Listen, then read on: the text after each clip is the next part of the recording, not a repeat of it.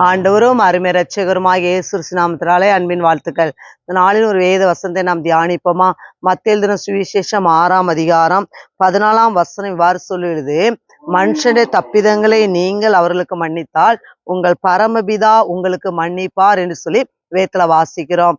பாருங்க, இந்த வசனம் இவ்வாறு சொல்லலாம், மன்னிக்க வேண்டும் என்று சொல்லி. ஆனா ஒருவரை நாம் இன்னைக்கு நிறைய பேர் பார்க்கிறோம், சில நிமித்தமாய் நம்ம மன்னிக்க முடியாதபடிக்கு இருக்கிறோம். அப்படியே மனுஷனுடைய தப்பிதங்களை நாம் மன்னிக்கும் போது நம்முடைய பரமபிதா நமக்கு மன்னிப்பார் என்று சொல்லி வேதத்துல வாசிக்கிறோம். இன்னைக்கு அநேகர் சொல்லுவாங்க, நான் அவளை மன்னிக்க முடியாது, அவனை மன்னிக்க முடியாது என்று சொல்லி இன்னைக்கு கசப்பு வைராக்கியத்தை நாம் இருக்கிறதை பார்க்கிறோம். ஆனா வேத வார் சொல்லுகிறது, நாம் அவர்களை மன்னிக்கும் போதுதான் நம்ம பரமபிதா நாம் செய்த தப்பிதங்களை என்ன செய்வார்? மன்னிப்பார். நீங்க இன்னைக்கு ஒரு தப்பு செய்திருக்கலாம், நீங்களே மற்றவங்களை மன்னிக்காத போது கர்த்தர் எப்படி உங்களை மன்னிப்பார்?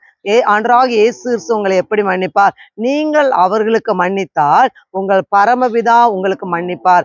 எனவே நம் அன்பு தேவனுடைய பிள்ளைகளே, நாம் எல்லாவற்றிலும் மன்னிப்பை நாம் கற்றுக்கொள்ள வேண்டும். மன்னித்தல் என்பது ஒரு சிறிய வார்த்தை தான்.